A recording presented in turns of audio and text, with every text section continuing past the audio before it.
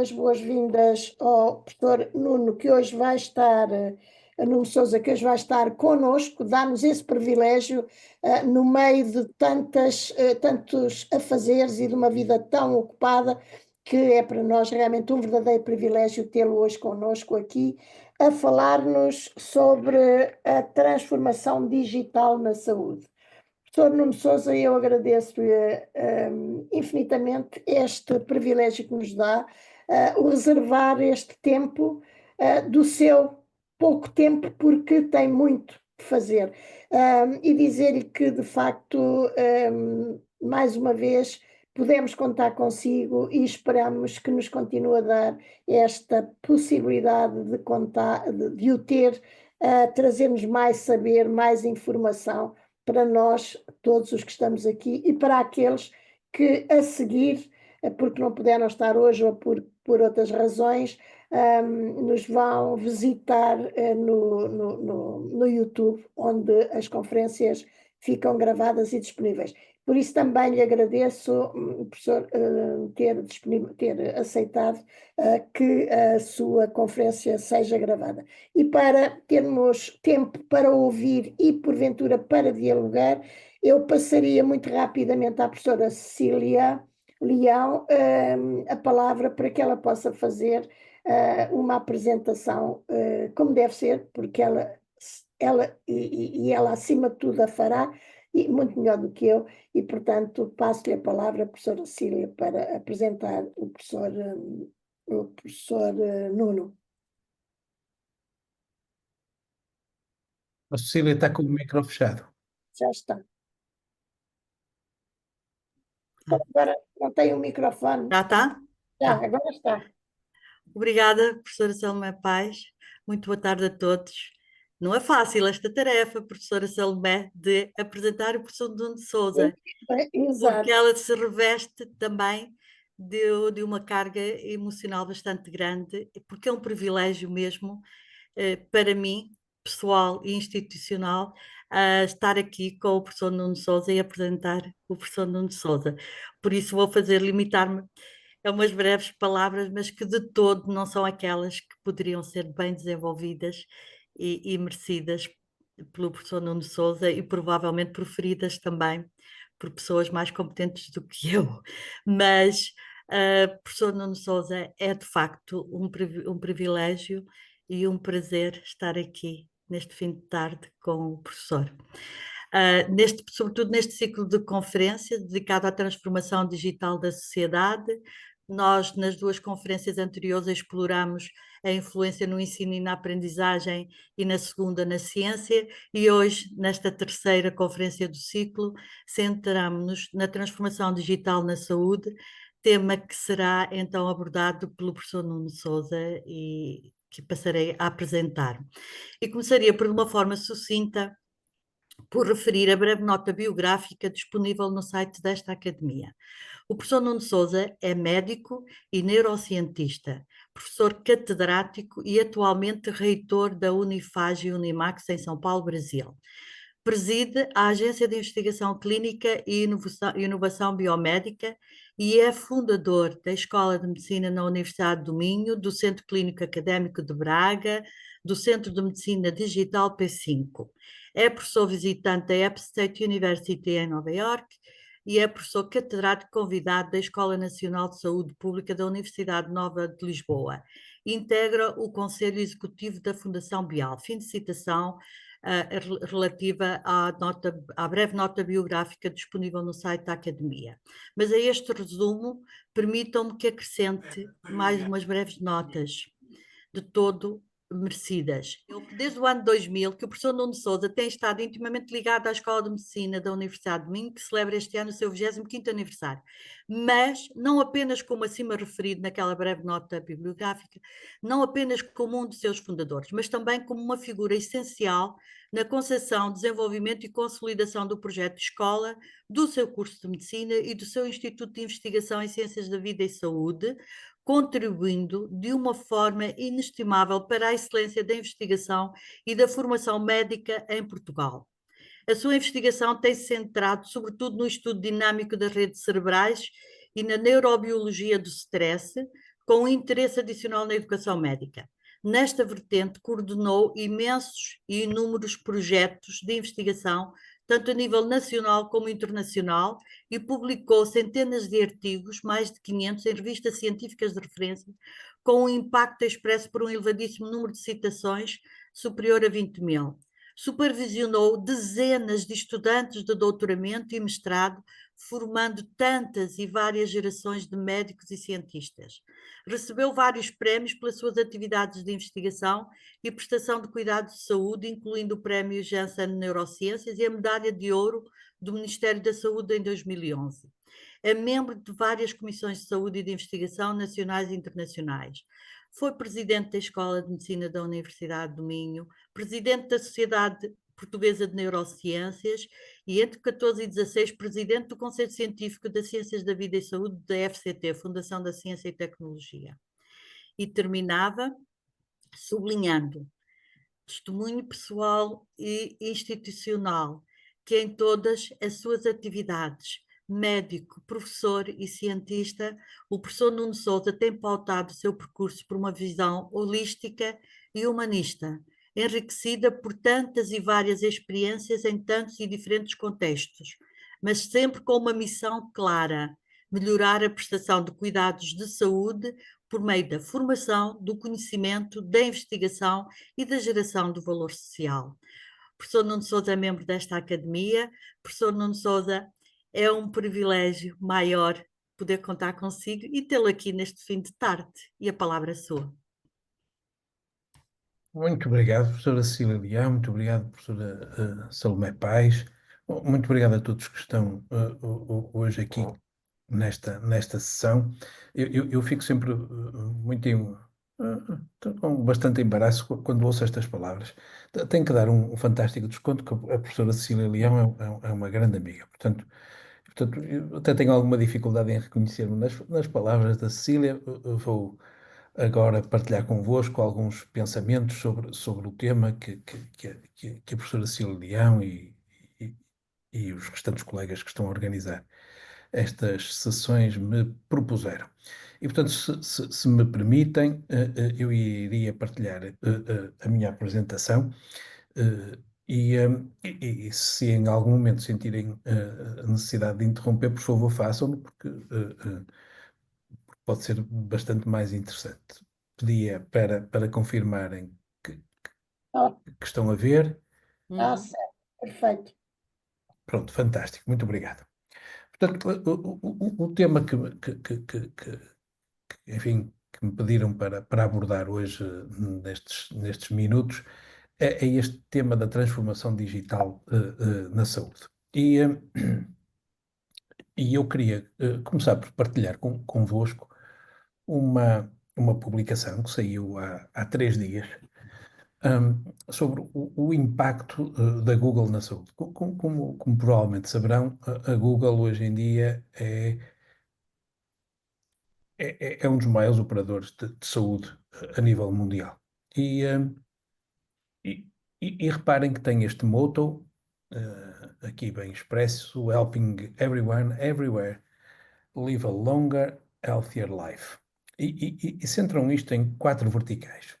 O primeiro destes verticais é que a Google, como um operador absolutamente gigante, tem contribuído decisivamente para o avanço de um conjunto de ferramentas que usam inteligência artificial.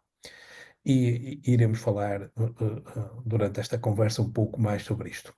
Estas ferramentas conduziram à atribuição de um prémio Nobel, devido aos trabalhos que permitiram a criação do AlphaFold 2. O Gemini, que vos irei apresentar um pouco mais à frente, conseguiu alcançar um resultado de 91,1% de respostas certas nos exames da USMLE, nos 3 passos destes exames. E eu, que fiz parte do board executivo do National Board of Medical Examiners, posso-vos garantir que isto é um resultado absolutamente fora da curva e que obviamente nos deixa a todos impressionados e preocupados. tem uma acurácia basicamente absolutamente perfeita quando se trata de usar a Deep Variant e o Deep Consensus à volta de dados de diversidade genética. Portanto, isto prova a capacidade destas novas tecnologias. A Google atinge um número absolutamente impressionante de pessoas. Uh, muitos milhões de pessoas acessam o motor de busca da Google à procura de informação relacionada com a saúde. O YouTube tem 20 bilhões de visualizações e há cerca de 19 milhões de utilizadores do Fitbit. E como são utilizadores do Fitbit, estão permanentemente a ter o seu ritmo cardíaco avaliado e, por essa via, por exemplo, consegue-se fazer diagnósticos de fibrilação auricular com precisão. O outro vertical que importa destacar é que estão também a transformar as organizações que trabalham na área da saúde. E como estão a ver aqui, há bilhões de pedidos diários relativamente a recursos de imagem e a dados de saúde, e todos os dias são gerados inúmeras notas que são manipuladas, que são trabalhadas, que são analisadas por mecanismos de inteligência artificial gerados a partir da Google. E estão, obviamente, também a transformar o ecossistema mundial, atingindo de uma forma total todo o globo. Eu acho que faz sentido começar por analisar este impacto para percebermos a dimensão daquilo que hoje falamos. Aproveito também para deixar uma citação de um presidente dos Estados Unidos da América, no tempo em que este país tinha presidentes a sério, e que basicamente nos transporta para uma dimensão em que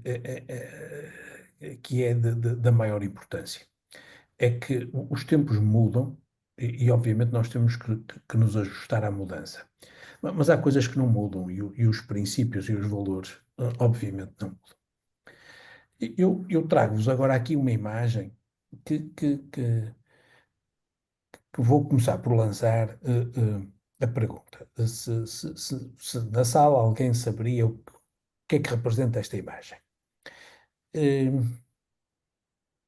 Esta imagem representa a sala de controle da Brisa, em Portugal. E aqui podem ver que numa única sala esta empresa portuguesa consegue controlar. Nós vemos a capacidade de monitorizar de uma forma muito alargada o que se está a passar.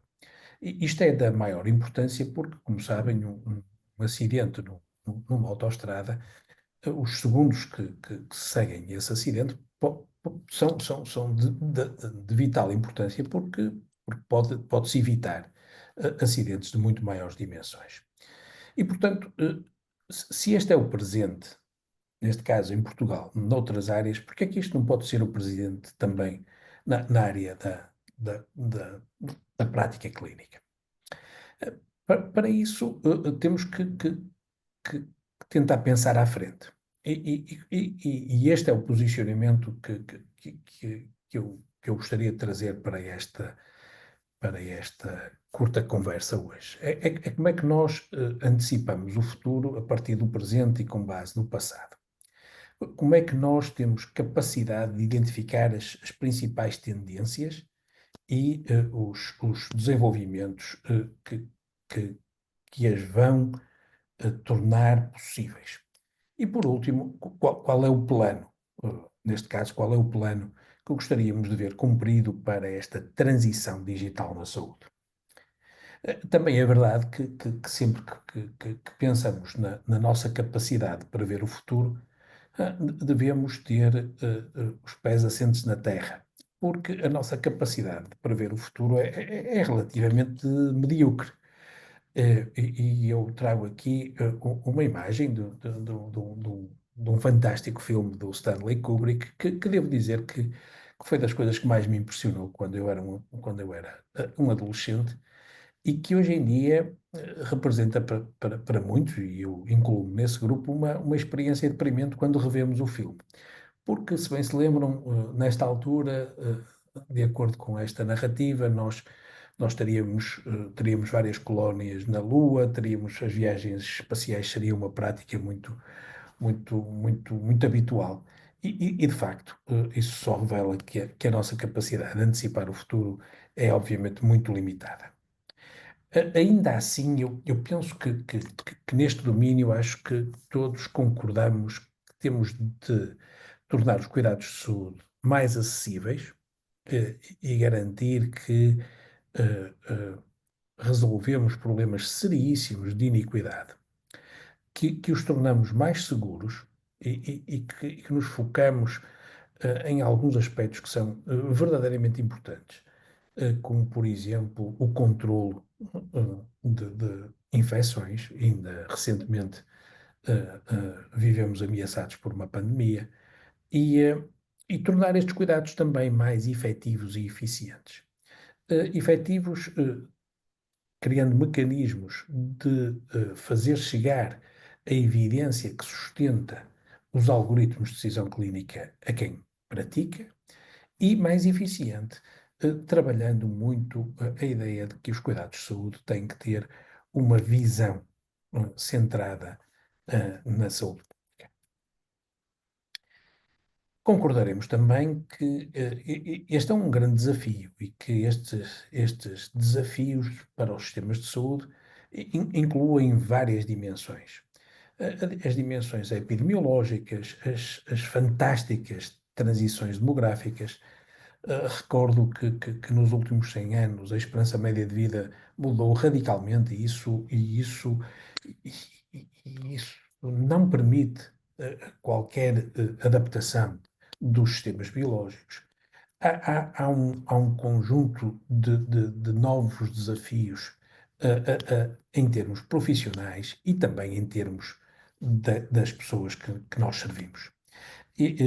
Esta é uma imagem que retirei deste artigo publicado há 15 anos na Lancet, e que de facto define aquilo que é a transformação no domínio pedagógico, no domínio da formação, para que os sistemas de saúde consigam enfrentar uma realidade em mutação permanente. Penso, por último, que também concordaremos que há um novo paradigma nos cuidados de saúde. E esse novo paradigma, felizmente, na minha opinião, felizmente, está a afastar-nos dos hospitais. Por outras palavras, o que eu quero dizer com isto é que esta visão hospitalocêntrica dos cuidados agudos da saúde está a desmoronar-se. E está a desmoronar-se por muitas razões, mas a principal razão é porque realmente ela não resolve os problemas que afetam a saúde das pessoas.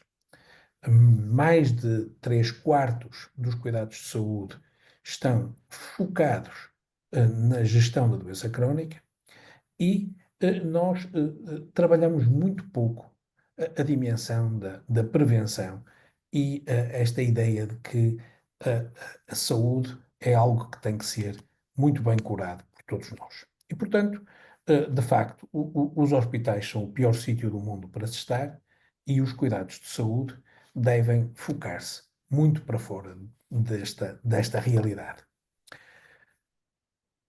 Ora bem, o que é o elemento transformador de todo este cenário? É que existem hoje um conjunto de novas tecnologias que de facto têm o potencial transformativo. E este potencial transformativo vai se refletir na forma como nós ministramos cuidados de saúde, registamos as questões relacionadas com a saúde e, sobretudo, analisamos os dados. Portanto, tem ainda um poder transformativo porque garante que cada indivíduo pode, de facto, pode e deve transformar-se num curador do seu estado de saúde. Portanto, corresponsabiliza as pessoas com o seu estado de saúde, mas garante-lhes o potencial de o fazerem de uma forma muito efetiva.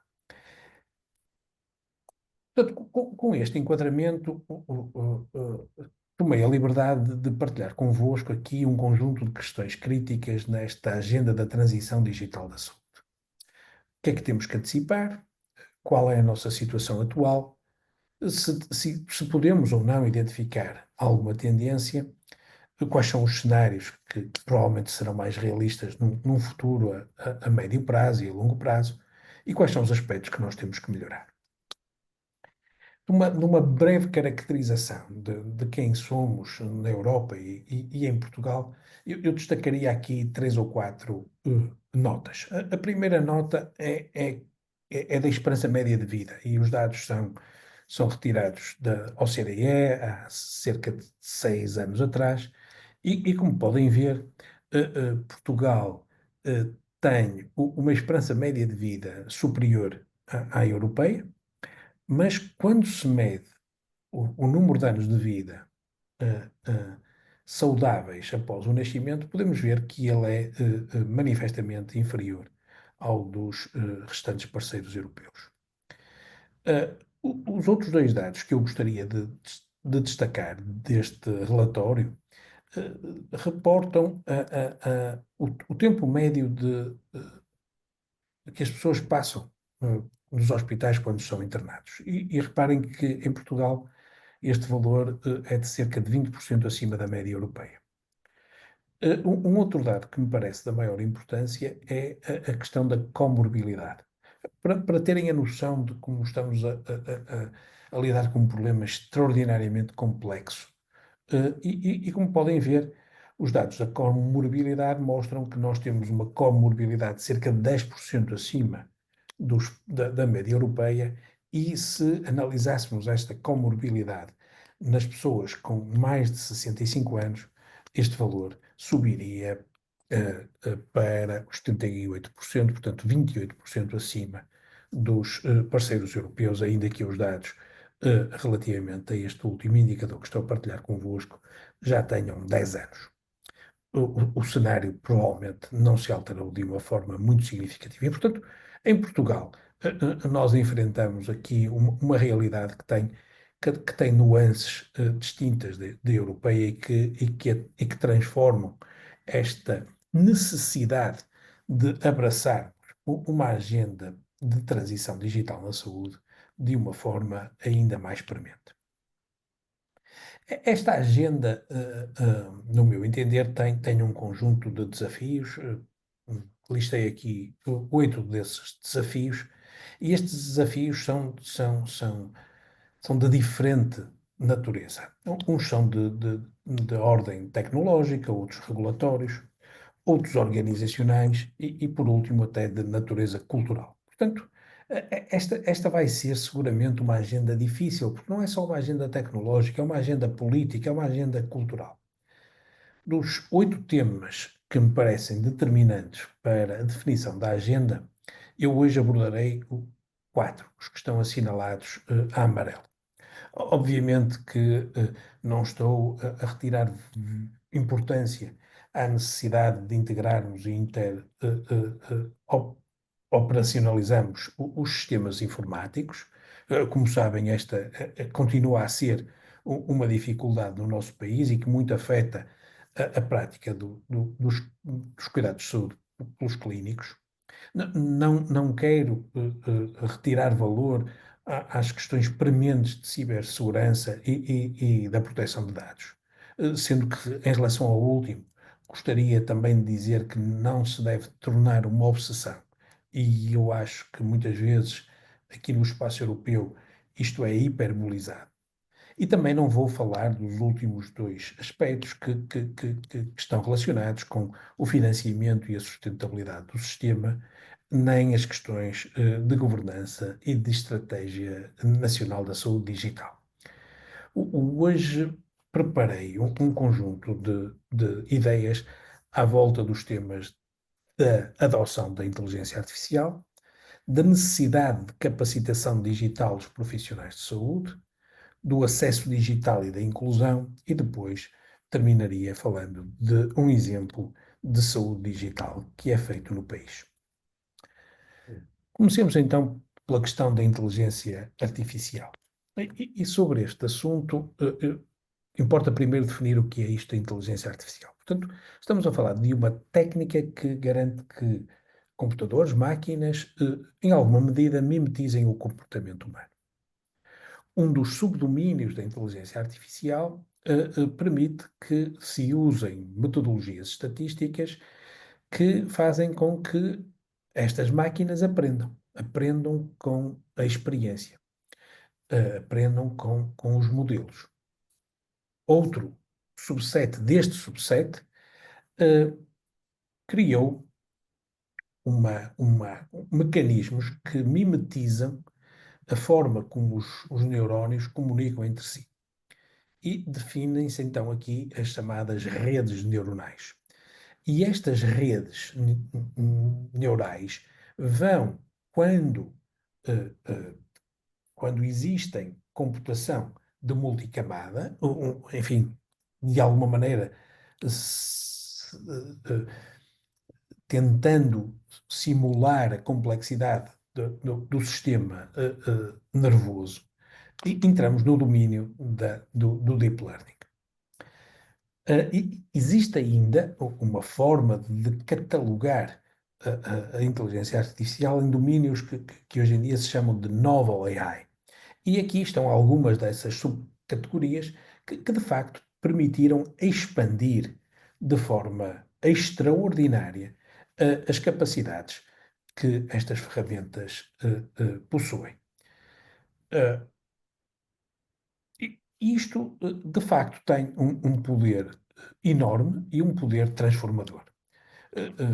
Convoco-vos para a leitura deste livro de um português enfim, que trabalha há muitos anos fora de Portugal, mas que escreveu este fantástico livro, The Master Algorithm, que no fundo sintetiza aquilo que é um novo paradigma na programação. E este novo paradigma da programação permite coisas tão extraordinárias como estas que trago aqui nestas duas imagens. Eu que sou enfim, um fanático pelo xadrez, lembro-me bem do Deep Blue da IBM a jogar contra um dos grandes mestres do xadrez mundial. E o resultado foi um resultado, enfim, até relativamente equilibrado em determinado momento. Trago-vos depois aqui uma imagem do Go, que é, enfim, que é considerado por muitos um dos sistemas mais complexos. E aquilo que eu vos posso dizer é que aquilo que aconteceu recentemente foi que, e podem ver isto num documentário bem interessante que está disponível na Netflix, é que estas ferramentas de inteligência artificial começaram a jogar Go e no início os resultados voltavam a ser, enfim, ainda que ligeiramente desequilibrados, mas ainda havia algum equilíbrio. Mas a verdade é que num espaço de tempo muito curto, de facto, estes mecanismos aprenderam muito rapidamente e passaram a ser basicamente invencíveis em relação a qualquer campeão de Go. Portanto, isto ilustra duas coisas. É que passamos da força bruta de um Deep Blue que, enfim, analisava uma plétora muito grande de possíveis movimentos do xadrez, até formas em que se aprende com a execução. E como é que isto é possível? Isto é possível porque, de facto, os modelos evoluíram de uma forma absolutamente extraordinária nos últimos 5 anos. E como estão a ver aqui, reparem que a capacidade destes modelos escalou para níveis nunca antes vistos por volta do ano de 2020. Aqui temos uma visão de como foi a evolução destes modelos of Large Language Models. Hoje em dia já há os Small Language Models que também estão a transformar, e aquilo que começam a ver é que, de facto, nos últimos 3, 4, 5 anos, o landscape explodiu. E explodiu para dimensões que realmente são absolutamente extraordinárias e que culminaram com a atribuição de um prémio Nobel da Química às pessoas que idealizaram o AlphaFold. O AlphaFold resolveu um dos maiores problemas da biologia, e um problema que tinha décadas. Eu não vou entrar nos detalhes deste assunto, porque dá-se a feliz coincidência de amanhã o professor Carlos Fiolhais, numa comunicação à academia, falar sobre precisamente este assunto, e, portanto, fico-me por aqui, porque muito haveria a dizer sobre o poder transformativo de termos esta ferramenta a dar-nos a possibilidade de analisar a estrutura tridimensional de proteínas e tudo o que isso revoluciona do ponto de vista, por exemplo, da descoberta de novas moléculas. E, portanto, a IA trouxe-nos até aqui, trouxe-nos ao reconhecimento de padrões de imagem que facilitam de uma forma extraordinária facilitam e ampliam a nossa capacidade de fazer diagnóstico e até de predizer patologia. Trouxe-nos ao auxílio nas intervenções cirúrgicas, trouxe-nos a múltiplos domínios.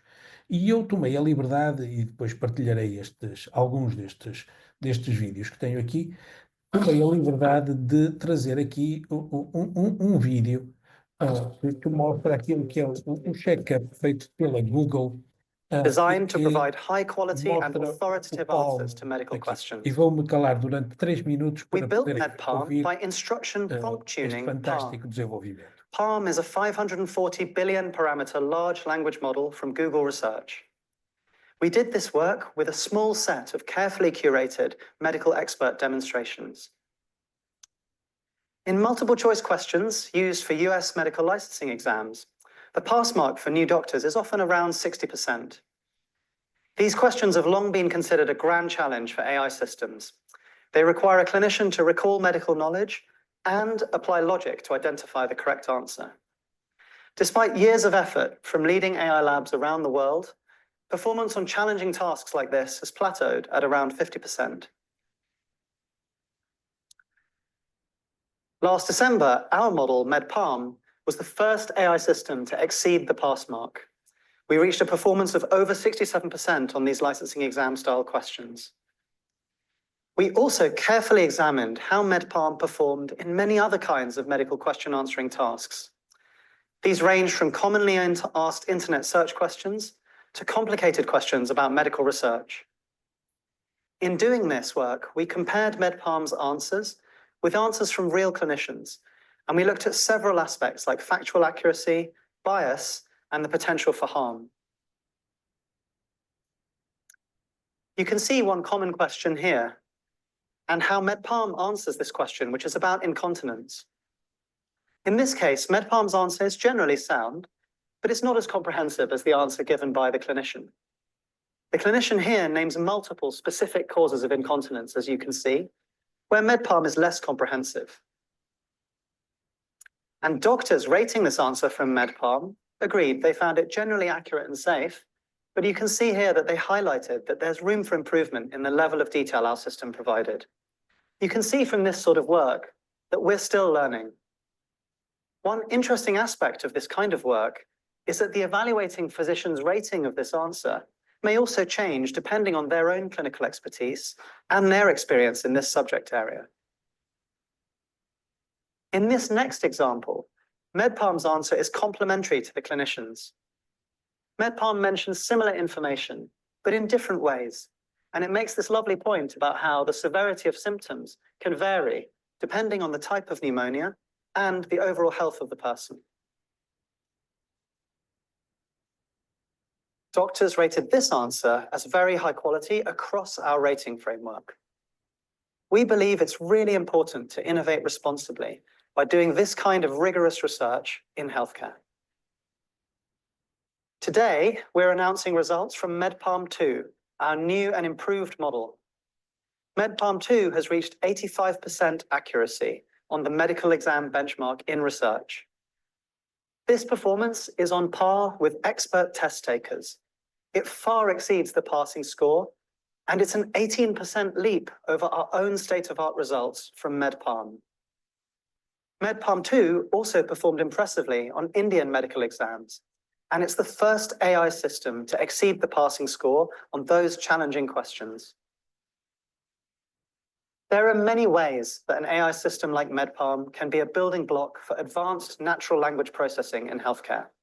And we'd like to work with researchers and experts to advance this work.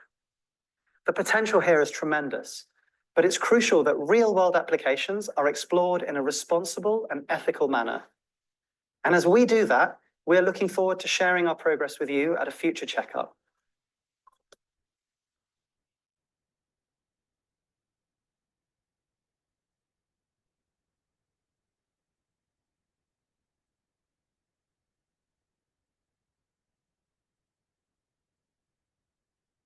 Peço perdão, porque agora ficou em loop o vídeo. Vou regressar à apresentação. Só um momento. E agora já vou conseguir passar o slide seguinte. Não, desculpem.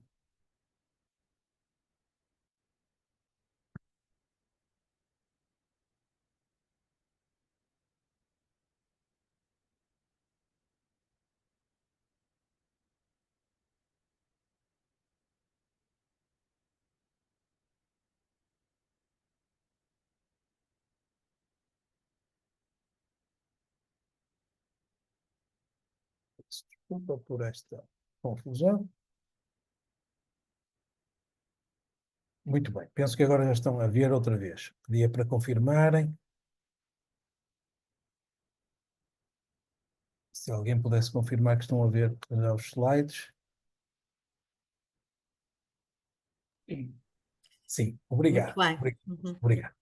Portanto, o que este MedPalm está a fazer, e isto era um vídeo de 2023, portanto, em 2024 já vos posso dizer que os resultados já são melhores, já atingiram os 91,9% de acurácia, é que agora nós temos uma solução que permite que um clínico tenha ligado e com o NLP, ele vai interagindo com o seu doente, com a pessoa que está no consultório, e vai tendo a noção de que pode estar a conversar com ele. O sistema vai registando a conversa que existe entre o doente e o seu clínico, e o clínico vai tendo informações de quais as perguntas que deve dirigir, que tipo de exames é que deve pedir e que tipo de raciocínio é que deve seguir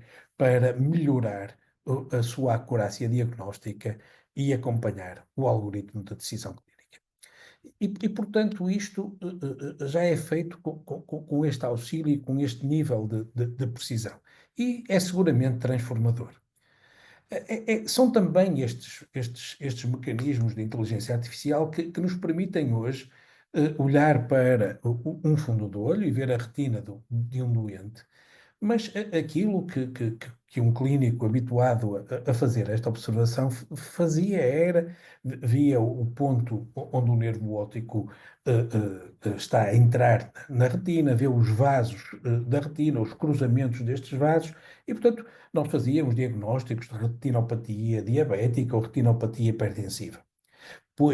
Mas hoje em dia, aplicando algoritmos de inteligência artificial, nós conseguimos prever um conjunto muito alargado de outras patologias, como podem ver aqui nesta lista de artigos que vos dou com os avanços preditivos neste domínio. O mesmo, por exemplo, será verdade quando nós analisamos um eletrocardiograma. Estão a ver aqui um traçado com as diferentes derivações, com as 12 derivações, com a tira em D1, e aquilo que um clínico habituado vê é o ritmo, vê a onda P para saber se as aurículas estão a funcionar e a introduzir o ritmo. Depois vê o complexo QRS, que traduz a atividade elétrica ventricular. Depois vê o segmento entre S e T e vê se depois a onda T é normal e avalia também as questões relacionadas com a vascularização e com a capacidade, digamos, do miocárdio se revascularizar. Pois, isto é o que é normal ser feito. O que nós hoje sabemos, e estão aqui um conjunto de outros artigos que eu demonstro de uma forma segura, por ter sido devidamente escrutinada, é que é possível fazer um conjunto alargado de diagnósticos preditivos de outras patologias. E também, como já vos disse, muitos de vós andarão com um smartwatch que permite medir a frequência cardíaca e, portanto, fazer um diagnóstico em real time de uma arritmia, nomeadamente de uma fibrilhação auricular, ou medir a tensão arterial. Portanto, há aqui uma transformação do potencial diagnóstico, há aqui uma transformação do potencial preditivo que estas ferramentas nos trazem com os sensores que nós temos atualmente. A questão seguinte nesta agenda é, e os clínicos estão preparados para isto? Que competências é que nós temos que assegurar que eles têm e que têm que trabalhar e como vamos garantir a qualidade da prestação de cuidados de saúde? E este é um problema muito, muito, muito, muito, muito importante, porque de uma maneira geral é relativamente esquecido. É subido que as pessoas vão fazer quase uma autoaprendizagem deste conjunto de técnicas e que é algo que vos devo dizer, me parece profundamente errado. Assim, diria que há vários passos que têm que ser tomados neste domínio. E quando falo em prestadores de cuidados de saúde, estou a falar de uma forma generalizada. Portanto, não estou a centrar-me nos médicos ou nos enfermeiros, estou a centrar de uma forma geral nas equipas de saúde. Portanto, o primeiro nós temos que não ter receio de colocar nos currícula estes assuntos.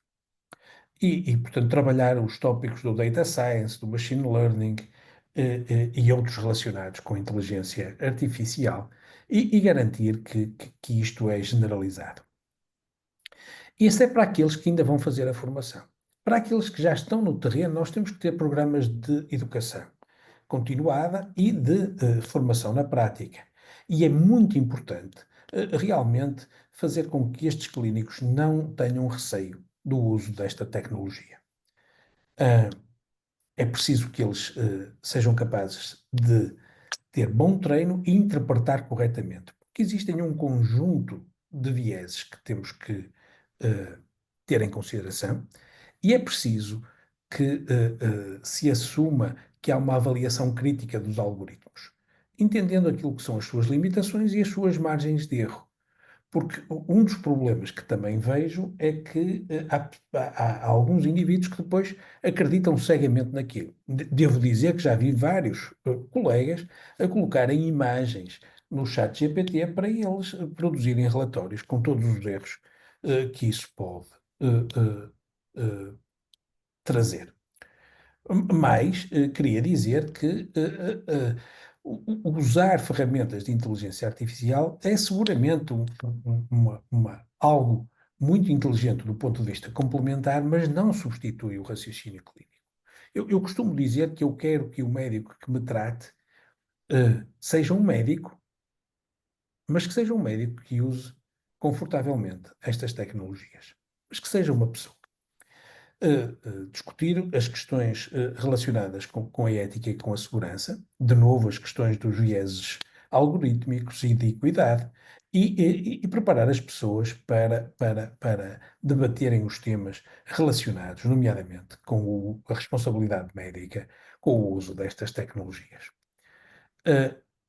Entendo que usar no dia a dia estas ferramentas é essencial e o treino nas diferentes áreas em que as pessoas se especializam é essencial para garantir conforto com a sua adoção e para garantir que se pode otimizar estes recursos para no presente e para o futuro. E por último, é necessário criar uma cultura de confiança e de colaboração. E defendo, e queria dizer isto publicamente, que é preciso incorporar outros profissionais nas equipas multidisciplinares que trabalham a saúde, nomeadamente aqueles profissionais relacionados com as ciências de dados e com as tecnologias de informática. Estes colegas têm que fazer parte das equipas que prestam cuidados de saúde hoje em dia. Caso contrário, estas equipas nunca serão capazes de produzir os melhores resultados. Este é um dos lados deste processo. O outro lado são as pessoas. E garantir que as pessoas que, com e sem doença, também sentem conforto com o uso das ferramentas digitais.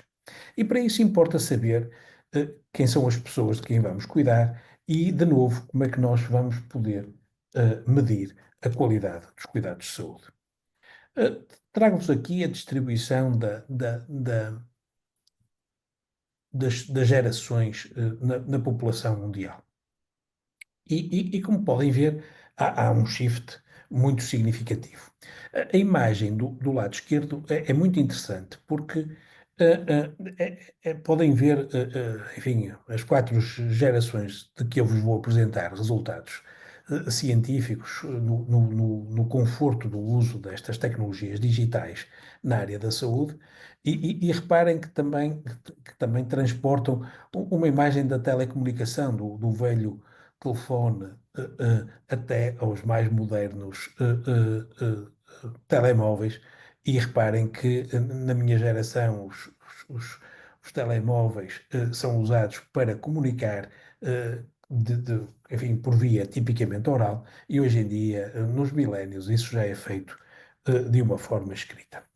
Quando se fez uma avaliação destas gerações relativamente a alguns aspectos relevantes na prestação de cuidados de saúde, reparem que há aqui resultados que são expectáveis, mas há aqui alguns que são muito surpreendentes. Quando se fala no nível de confiança, como podem ver, as pessoas com mais idade são muito sensíveis ao nível de confiança que lhes é dado pelos prestadores de cuidados de saúde. Todos são super sensíveis à questão do valor e do custo. E agora reparem que os mais jovens começam a preferir a escolha, começam a valorizar mais a rapidez e o conforto e começam a ter um conforto muito maior com o uso de múltiplos fornecedores de cuidados de saúde. Quando se pergunta às pessoas como é que elas se sentem do ponto de vista do conforto com o uso das novas tecnologias, o que podem ver é que uma percentagem já elevada está confortável ou muito confortável. Quando se perguntam aos prestadores de cuidados de saúde o que é que influi o conforto que eles têm na prestação de cuidados de saúde por via digital, como podem ver, há aqui várias variáveis que de facto influenciam. Nomeadamente, se as pessoas têm conhecimento do seu estado de saúde, se têm vulnerabilidades sociais, se têm vulnerabilidades físicas ou mentais. E todos esses aspectos, obviamente, influenciam o conforto que os clínicos têm no uso destas ferramentas. Num estudo dinamarquês sobre este assunto, como podem ver, muitos dos clínicos sentem muito conforto para múltiplas áreas na prestação destes cuidados de saúde, havendo algumas, obviamente, nomeadamente aquelas situações mais agudas, onde isso não é tão óbvio, ainda assim com uma percentagem elevada. E na imagem da direita, há aqui um dado que eu acho que é extraordinário sobre a importância dos cuidados de saúde digitais. É que reparem que as pessoas sem doença, de facto, aumentam muito o conforto em pedirem apoio neste domínio da saúde. E isto é algo que me parece da maior importância e que merece ser enfatizado. Terminarei esta curta conversa convosco dando um exemplo da nossa realidade de cuidados digitais na saúde. Como a professora Cecília Leão já disse, há cerca de 6 anos, foi criado um centro de medicina digital na Universidade do Minho. O seu nome é P5, porque trabalha estes 5 pilares da prestação de cuidados de saúde. Uma medicina participativa, personalizada, preditiva, preventiva, à qual nós acrescentamos o conceito de proximidade. Porque, de facto, o digital tem esta vantagem extraordinária de poder aproximar as pessoas, nomeadamente neste domínio.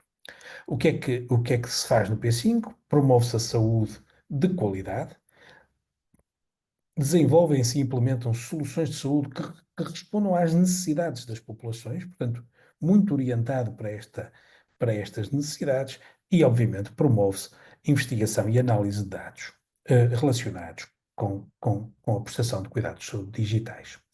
Temos um vasto menu de programas de promoção de saúde, com um avaliador de sintomas global, com consultas de telemedicina, programas de telemonitorização, e trago-vos aqui 2 ou 3 exemplos que acho que são relevantes. Esta é a nossa app móvel, que garante que nós fazemos a avaliação de todos os sintomas possíveis e que conseguimos implementar em vários locais do país. Um deles foi em Paredes de Coura, onde encontramos bastantes dificuldades com os níveis de literacia digital das populações que servimos. E, portanto, tivemos que nos adaptar e criar assistentes que pudessem também fazer esta mediação digital dos cuidados de saúde. Foi uma experiência e continua a ser uma experiência absolutamente extraordinária, porque também queria dizer-vos que Paredes de Coura, que muitos portugueses conhecem porque tem um fantástico festival de música, também tem 365 dias por ano, e não são esses 3 dias de festival que tornam aquele município conhecido. E quando nós lá chegamos, o centro de saúde basicamente não tinha nenhum médico português, todos eram colegas nossos que vinham da Galiza praticar cuidados de saúde naquela região do país. E foi para a população também algo muito libertador poder falar em português quando se tratava de falar sobre a sua saúde. Temos várias plataformas de monitorização que nos permitem fazer a gestão da doença crónica, de múltiplos doentes, enfim, em colaboração com as nossas unidades de saúde, programas de monitorização de diferentes dimensões. E o que é que as pessoas sentem com isto? Aqueles que nos contactam sentem-se bastante satisfeitos e acham, enfim, dão uma avaliação muito positiva relativamente à usabilidade deste avaliador de sintomas. E o que é mais importante para nós que somos clínicos é que nós tivemos uma capacidade resolutiva de 83% destes problemas. Portanto, através da mediação digital e depois das nossas plataformas de telemonitorização e teleconsulta, nós resolvemos 83% dos casos.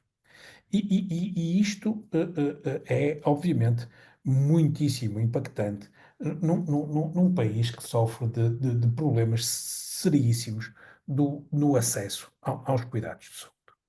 Devo dizer que isto é feito a nível nacional e, portanto, a distância atenua-se. Agora queria partilhar convosco um dos exemplos de como estes cuidados podem ser, de facto, muito, muito, muito transformadores. Como sabem, o país tem um problema sério com aquelas pessoas que vêm para Portugal e que não estão corretamente inscritas no nosso sistema de saúde.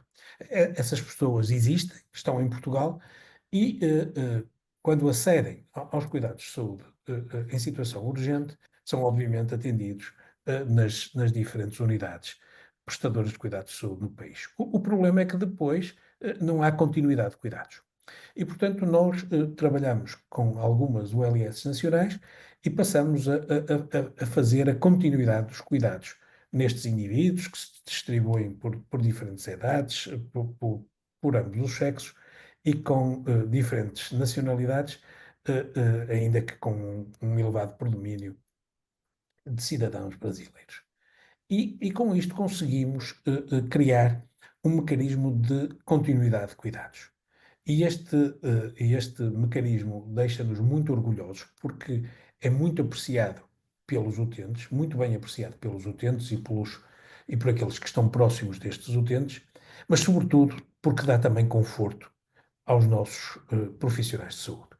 Porque é de facto muito, muito desconfortável nós termos a plena consciência de que há pessoas que precisam de cuidados de saúde e que depois o sistema os esquece. E, portanto, também aqui o digital pode servir para mitigar estas iniquidades e, de alguma forma, servir os mais vulneráveis.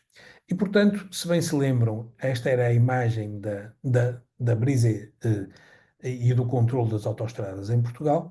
Aquilo que nós estamos a tentar criar é uma adaptação desta imagem para esta imagem e fazer a monitorização contínua daquilo que se passa ao nível dos parâmetros de saúde clinicamente relevantes dos nossos doentes. Diria que, para terminar, é que o tempo é de mudança. E este interesse na transformação digital da saúde tem tanto de necessário quanto de desafiante. É uma mudança difícil, porque, como vos disse, tem um componente técnico, mas também tem um componente político e um componente cultural. A mudança tem que envolver todos os protagonistas e, portanto, não pode ser feita nos gabinetes da João Crisóstomo, tem que ser feita no terreno, ouvindo as pessoas que praticam, ouvindo as pessoas que têm necessidade deste tipo de cuidados para realmente nós atingirmos os nossos objetivos. E entendo que não são precisas muitas buzzwords, não é preciso estar sempre a falar de reforma. O que nós temos é que agir. E a ação transformar-se-á, obviamente, numa mudança para melhor, e esta mudança já começou. Termino com esta magnífica citação de Mary Lasker, uma das advocates for health nos Estados Unidos, e que diz qualquer coisa como isto: se pensam que a saúde é cara, tentem a doença e verão que é muito mais caro. Professora Salomé, muito obrigado por me ter dado esta oportunidade, e à professora Cecília e ao professor Jorge Soares o convite que me dirigiram, e obviamente estou ao vosso dispor para responder a alguma questão que a minha comunicação não tenha tornado clara. Muito obrigado. Professor Nuno de Sousa, muito obrigada por esta lição que nos deu, por esta magnífica prova de que se pode fazer muito bem quando se tem capacidade, quando se quer inovar, e na realidade, para mim, devo dizer-lhe, é uma alegria enorme o saber tudo aquilo que o professor tem dado a este país, a esta nossa terra, e não só, e ao estrangeiro, com todo este trabalho extraordinário que tem feito. E, em particular, a disponibilização de uma plataforma em que poderemos vir a confiar, ou já confiar, quando eu digo poderemos vir, se tivermos necessidade, e a minha questão aí é, tanto quanto me pareceu, ela pode ser utilizada em todo o país por quem souber utilizá-la e tirar partido dela. Absolutamente, senhora professora, e penso eu que é bastante intuitiva, só tenho que fazer o favor de visitar a página do P5 e de acordo com se tem um Android ou se têm Sim, sim. um Apple, fazer o download desta aplicação e usá-la. E obviamente terão do outro lado uma equipa clínica que estará ao vosso serviço.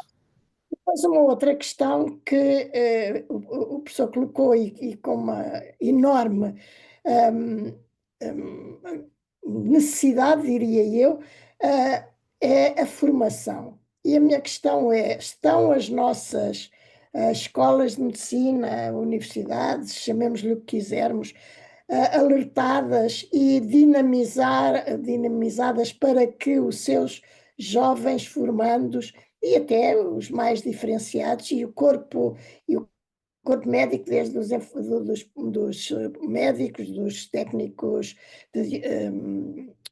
técnicos que utilizamos hoje todos para fazer os exames, dos enfermeiros, será que eles estão a ser informados destas potencialidades, dinamizados e a transmitir-se-lhe conhecimento indispensável para que eles sejam os praticantes de um futuro próximo que possam contribuir para esta grande inovação e grande potencial para minimizar problemas e, eventualmente, permitir mais saúde e melhor saúde? Senhora professora, a resposta vai ser NIM.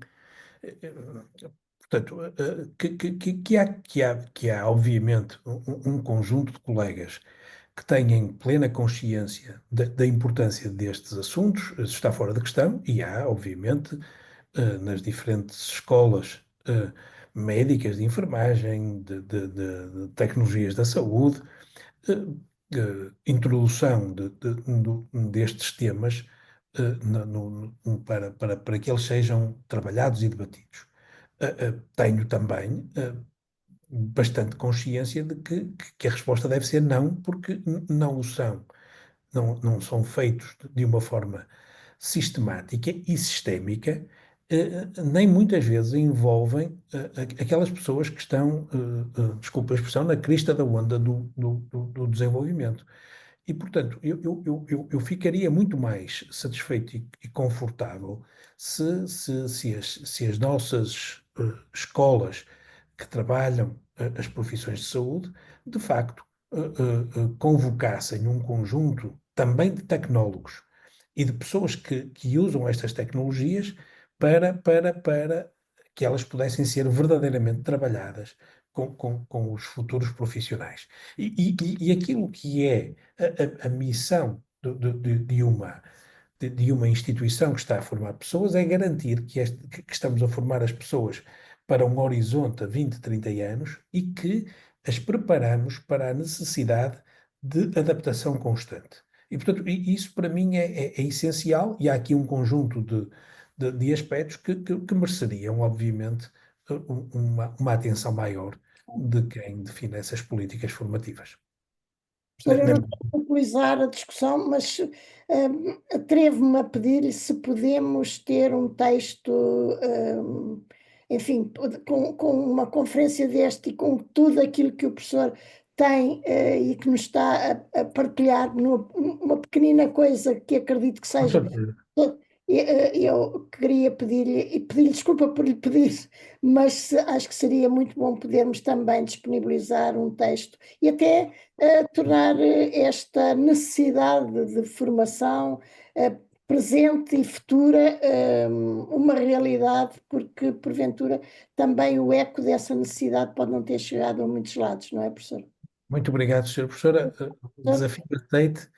ainda que tenha que pedir algum tempo para o fazer. Muito obrigado. Com certeza esteja à vontade, não se preocupe a estar a contar palavras, é aquilo que achar Não, não, não, não. é o que achar conveniente. Muito Nós obrigado. Muito temos obrigado. vivido. Eu não vejo nenhuma mão levantada, não sei muito bem se há. Professor Jorge Soares, a professora Maria Glória Garcia e a professora Cecília Pera, Leão. eu não estou. Pronto, então, eu não tenho aqui, não sei muito bem porquê. Não, não, levantaram de uma forma. Pronto, então, professor Jorge Soares. Muito obrigado, senhora professora. Foi uma modalidade não digital de pedir a palavra. Em primeiro lugar, um abraço daqui, de tão longe, ao Nuno Sousa, por esta viagem ao futuro, e que não é um futuro muito distante, é um futuro com relativamente prazo curto e prazo médio, para o qual temos que nos preparar, e estamos um bocadinho distraídos. A gente discute muito as urgências, mas não discutimos aquilo que vai ser o futuro da medicina. Ou seja, a mudança é necessária e a mudança é desafiante. Um dos conjuntos, uma das questões desafiantes que o Nuno mencionou é para mim um problema major do sistema, que é a interoperabilidade dos dados.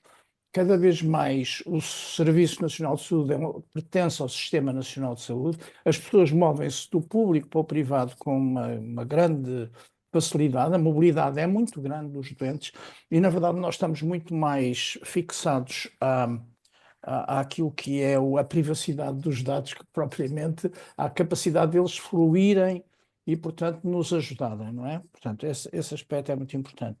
A outra questão é que o Nuno mencionou como é que e ilustrou muito bem como é que este novo futuro nos vai ajudar a fazer melhores diagnósticos, a melhores tratamentos e a prevenir melhor as situações de doença.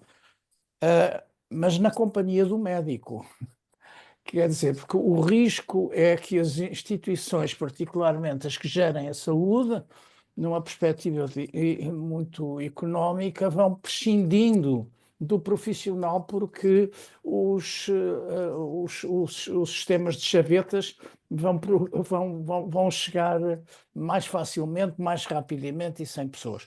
Ora bem, uma das questões centrais na medicina é o sofrimento, é o acompanhamento, e isso não é resolvido pelos algoritmos, mas pode ser resolvido pelos algoritmos o diagnosticar melhor, o tratar melhor e o prevenir mais.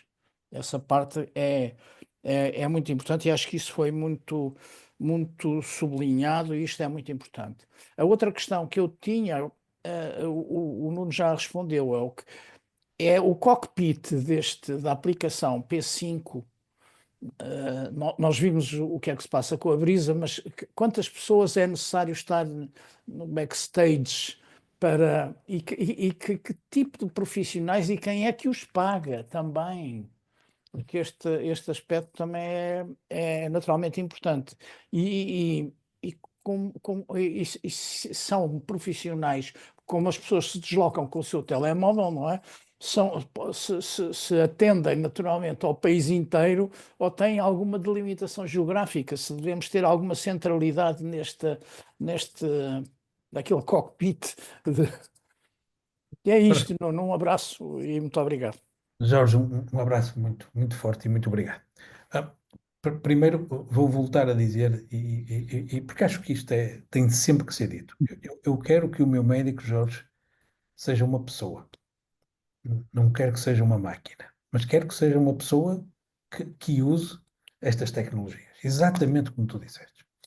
Segundo, em relação ao teu primeiro apontamento da interoperabilidade, isso é crítico, absolutamente crítico. A coisa boa é que o problema foi resolvido pela via tecnológica. E hoje existe tecnologia que garante interoperabilidade entre os sistemas, mesmo quando eles não são a priori interoperáveis.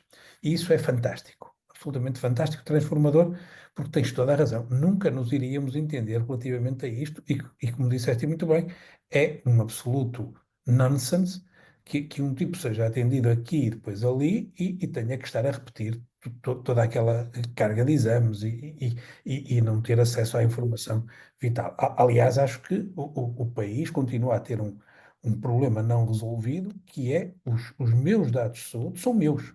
E sou eu que tenho que curar e sou eu que tenho que decidir a quem é que os disponibilizo e em que momento os disponibilizo. Enquanto não resolvermos este assunto fundamental, que é verdadeiramente um direito fundamental, temos aqui um enorme problema. Como sempre, não gostamos de falar disto e, como tu disseste muito bem, detemos a discutir o problema das urgências em vez de falar sobre coisas absolutamente críticas.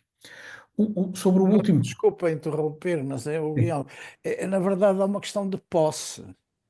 Os Isso profissionais têm, dizem o meu doente. é verdade. E esta questão de posse não está resolvida. Não É está, cultural. não está mesmo, não está mesmo. Isto é absolutamente verdade. Bem, em relação à última nota, portanto, o P5 tem um conjunto de profissionais que vão desde médicos a enfermeiros, a psicólogos, a nutricionistas, que devo dizer que trabalham também no sistema de saúde nacional, e tem uma equipa de engenheiros que garantem que as informações chegam a estes colegas de uma forma apropriada. Na questão da app, a análise é sempre feita pela equipa clínica, mas beneficia de um algoritmo de inteligência artificial que ajuda na navegação de todo este sistema. Devo dizer que não fomos nós que criamos este algoritmo, é um algoritmo desenvolvido na Finlândia que é usado em cerca de metade do território finlandês. Uh, uh, Há outros na Dinamarca, onde os doentes não podem aparecer no serviço de urgência sem antes terem passado por estes sistemas de triagem. E como eles são tipos muito disciplinados, obviamente cumprem. Claro que se for uma situação emergente, este quesito não se aplica. Portanto, depois, quem é que paga? Pronto, aqui eu vou abrir, a Cecília vai-se rir. O problema é que ninguém paga, Jorge, não é? E, portanto, eu passo o tempo todo a negociar, olha, com empresas, com municípios. Felizmente há alguns presidentes de câmaras municipais que decidiram avançar com pagamentos e disponibilizar isto de forma gratuita para toda a população. Há instituições que o fazem e, portanto, nós vamos, e devo dizer que estamos a falar de uma associação sem fins lucrativos e, portanto, não distribuímos EBITDA por ninguém, também não temos EBITDA, é bom que também se diga, mas a verdade é que cumprimos com um dos pilares fundamentais, que é o pilar do serviço, que para quem trabalha numa instituição ligada à saúde, me parece absolutamente crítico. E, portanto, vamos, entre aspas, sobrevivendo, mas sobrevivendo de uma forma muito, muito intensa e feliz, porque sentimos que estamos a cumprir com uma missão. Muito obrigado. A professora Catarina Rezende, se faz favor. Catarina, Catarina, estás com o micro fechado. Microfone. Já Isso. está, já está. Boa noite a todos e obrigada, Nuno, por esta viagem ao futuro, mas também ao presente, porque ela já é presente. Eu só gostava de ter a tua opinião sobre o seguinte, quer dizer, quando nós falamos nestes assuntos, nós temos a questão da formação, sem dúvida, dos profissionais de saúde, sem dúvida inquestionável o seu valor e a sua premência, mas eu gostava só de ouvir um pouco qual a tua opinião sobre também as mudanças na organização das estruturas de saúde, das unidades de saúde, porque eu vejo alguma dificuldade muitas vezes nesta passagem dos cuidados, no fundo, tradicionais para esta visão de e-health, de e-hospital, que no fundo estas mudanças também trazem, não é? Sobretudo para as patologias não agudas, como é óbvio, não é? Só gostava de te ouvir um pouco, qual é a tua Catarina, visão sobre isso? Acho que já disseste basicamente tudo. Repara, eu vou dar um exemplo. Durante a pandemia, os sistemas, um pouco por todo o mundo e também o nacional, adaptaram-se em meia dúzia de semanas.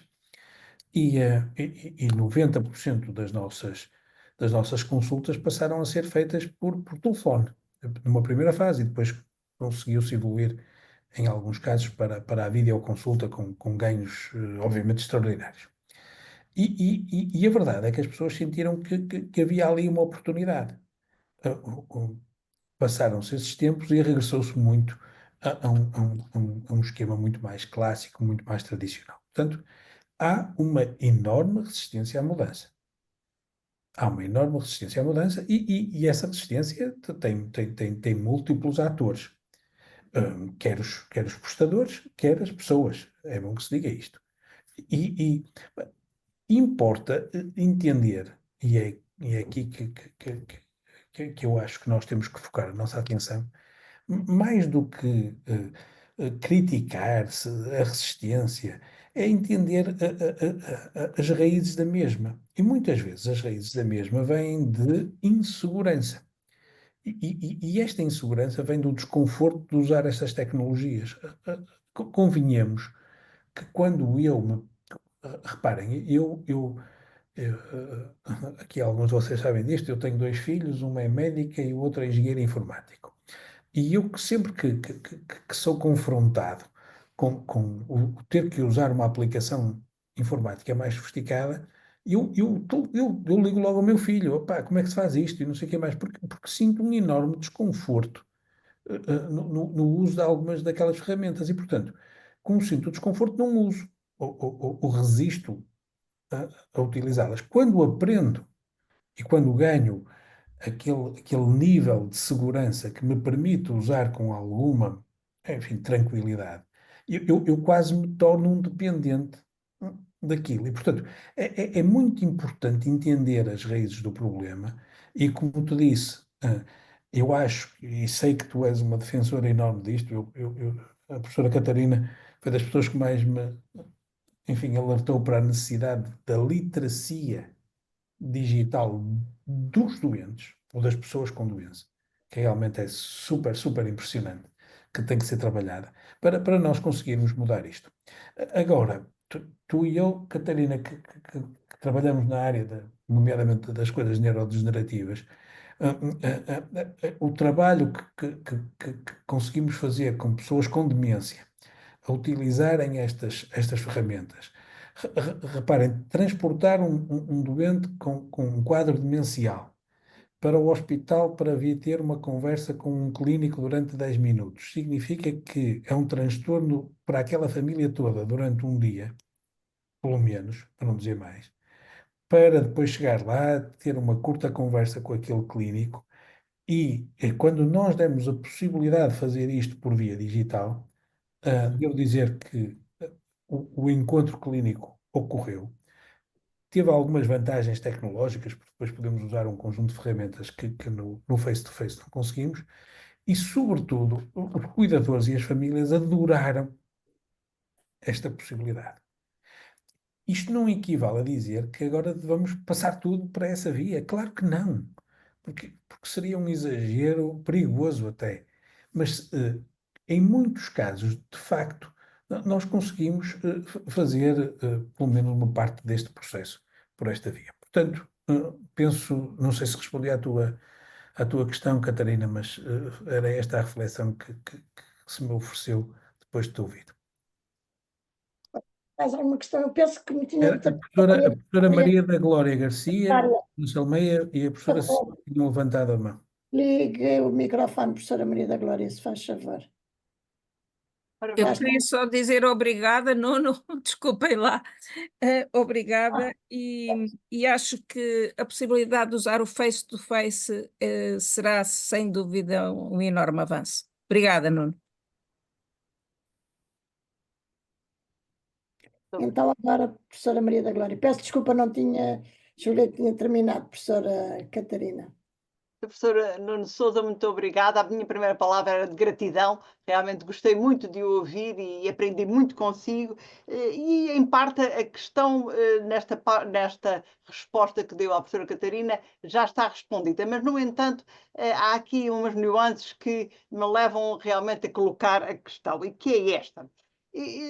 Há diferentes tipos de doentes. Há doentes que ou melhor, diferentes perfis de doentes, uns que gostam de saber tudo e são, vá lá, psicologicamente fortes para tudo apreender, e se não se apreende, de qualquer modo vai-se informar, e há aqueles que realmente têm muitas fragilidades.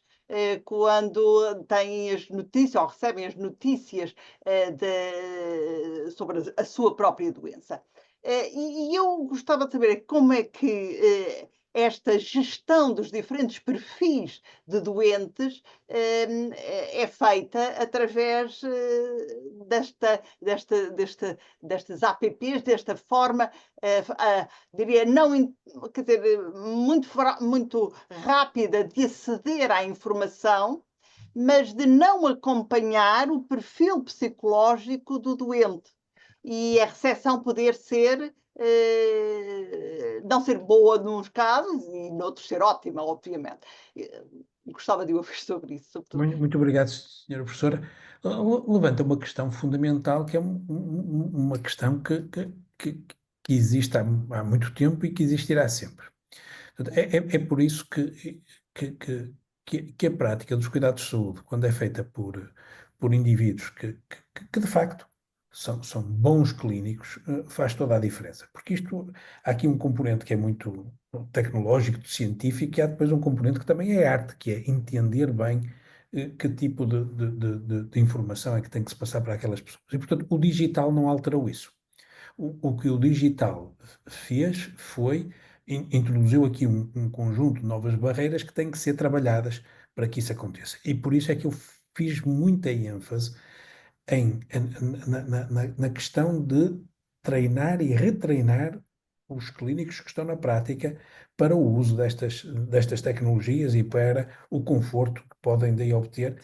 E até salientei aquela questão de que eles têm noção, perfeita noção, de que as diferentes vulnerabilidades dos doentes afetam a prestação que eles têm naquele encontro por via digital. Também mostrei, professora Maria da Glória, a questão de que isto varia muito com as pessoas. Eu dei o exemplo da idade, mas há muitas variações. Eu posso lhe garantir que a senhora, minha mãe, se recusa a ter qualquer encontro por via digital, mesmo quando eu recomendar-lhe o encontro por via digital, porque ela o que quer é falar com o seu médico ou com a sua médica e dar-lhe, enfim, e estar lá, estar lá. Isso para ela traz-lhe um fantástico conforto e isso tem que ser respeitado e por isso é que os sistemas de saúde mais evoluídos permitem um menu de escolha que melhor se ajuste à pessoa. E, portanto, esta questão dos cuidados personalizados ou de precisão não é só a nossa capacidade de ir ao genoma e determinar se a pessoa tem um determinado receptor para um fármaco antineoplásico, é também saber qual é aquela pessoa que temos à nossa frente e saber qual é a melhor forma de estar em contacto com eles. Agora, o que parece ser mais ou menos evidente, senhora professora, é que as novas gerações têm enorme conforto no oposto.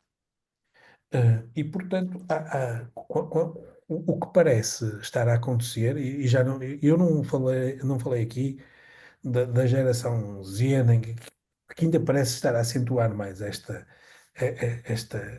tendência. É que as pessoas que estão ali entre os 25 e os 35, 40 anos de idade, até têm uma certa preferência por ter este tipo de relações por via digital. E há uma área onde isto é muito óbvio, que é a área da saúde mental, onde há, de facto, ainda um importante estigma associado a esse tipo de patologia e que este tipo de via mitiga em larga medida essa sensação. Portanto, há sempre vantagens e desvantagens, e eu penso que, como sempre, um bom senso e sensibilidade são essenciais em qualquer atividade humana. Muito obrigado. Sou eu. Não sei se há mais alguém que queira. A Cecília, Eu só Sim. mesmo uma breve palavra, muito obrigada, porque a maior parte das questões que eu também queria aqui pedir ao Nuno para desenvolver já foram abordadas, mas não resisto. Tem muito a ver com experiências que vivemos no lançamento da inovação em formação médica, e estão aqui pessoas que participaram nisso, e portanto, o que eu queria colocar ao Nuno era, em termos de formação médica dos nossos futuros médicos, vivemos sonhos, vivemos desígnios no passado, em particular quando estivemos juntos no lançamento no curso de Medicina, com o padrinho principal, o professor Joaquim Pinto Machado. A isso juntaram-se desafios que foram assumidos como desígnios nacionais, que foi conseguir institucionalizar o chamado Conselho de Escolas Médicas, e que temos aqui pessoas aqui connosco, nomeadamente a Catarina e o Nuno, que foram promotores dessa Constituição, e que foi possível, dessa forma, foi possível movimentar planos, um movimento que se criou a nível nacional, porque não é fácil fazer inovação em educação médica, como sabem, mas foi possível fazê-lo com a constituição desse órgão institucionalizado. Eu penso que neste momento o apelo é de novo pensarmos, e foi aqui muito focado o aspecto da literacia digital aos vários níveis, ao nível da formação do futuro médico, ao nível dos atuais profissionais de saúde e ao nível do doente e ao nível da comunidade. E eu gostaria de ouvir o Nuno com a sua visão estratega, pragmática e com a sua experiência. O que é que deixa, que comentário quer deixar aqui para conseguirmos introduzir, à semelhança do que foi no passado, o que nós designamos, o professor Pinto Machado, domínios verticais, que eram as outras áreas que não são médicas, como é que poderemos introduzir, de facto, esta formação nos planos, mas é institucionalizado, na formação em medicina digital? Muito obrigado, Cecília. Eu acho que tem que haver de novo, tem que haver um plano, e ele tem que ser aplicado. Da mesma maneira, repare, hoje em dia, a velha área da semiologia médica tem que ter isto em consideração. Há, de facto, novas formas de nos relacionarmos com as pessoas que têm doença, ou mesmo sem doença, que precisam de cuidados de saúde. Portanto, para mim isso tem que ser assumido. É tão importante, é tão obviamente importante, que tem que ser assumido, e deve ser assumido de uma forma tranquila e, se possível, institucionalizada.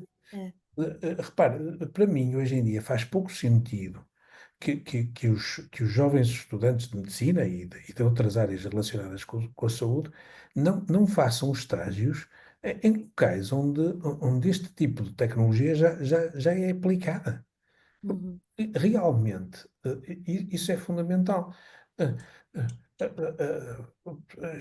As nossas formações, por exemplo, na área cirúrgica, mudaram radicalmente, porque as técnicas cirúrgicas mudaram. E, portanto, é fundamental que haja uma preparação adequada aos tempos atuais e àquilo que são as tendências do futuro. Portanto, eu diria, e a Cecília tocou num aspecto importante, que tem que haver uma reflexão bottom-up, mas também top-down sobre este assunto, porque ajuda muito a tornar a formação uma formação que prepara as pessoas melhor para os desafios que vão enfrentar. Obrigada, Nuno, como Obrigado. sempre, por mais este fim de tarde, por esta partilha do saber. Obrigada, Nuno. Penso que não estará mais ninguém a pretender colocar mais questões ao professor Nuno Sousa. Eu volto a agradecer-lhe tudo aquilo que nos trouxe de necessidade de um futuro, digamos assim, que nos desafia a nós próprios e por isso mesmo também, da minha parte, até como ignorante, de um desejo que esta possibilidade de mudar a maneira como contactamos, como podemos confiar, seja percebida e continue, ou pelo menos se vá desenvolvendo e vá sendo também um requisito da formação dos nossos novos clínicos, para bem de todos e, sobretudo, para bem do utente que somos nós. Professor, mais uma vez, muito obrigada e a todos também, muito obrigada por terem estado connosco hoje. E cá estaremos no próximo dia, que será na próxima quarta-feira, a 12 de março, em que teremos uma conferência sobre coisas de direito no digital. E será a oradora Magda Coco, da empresa Vieira de Almeida. Mais uma vez, muito obrigada a todos. Espero que tenha sido uma tarde, de facto, de aprendizagem e de desejo de um futuro muito profícuo nesta matéria e de grande formação de todos aqueles que estão agora a começar, daqueles que já acabaram, mas que ainda não entraram, porventura, nesta nova dinâmica. E, professor, mais uma vez, muito, muito obrigada. Obrigado, Sr. Professor. Espero que nos possa continuar a premiar com o seu saber. Para já me disse que sim, mas noutras alturas em que nos vai trazer seguramente mais conhecimento e mais aprendizagem. Amanhã farei também uma conferência na academia. Isso. Obrigado. Muito obrigado. Obrigada. Boa tarde. Boa tarde.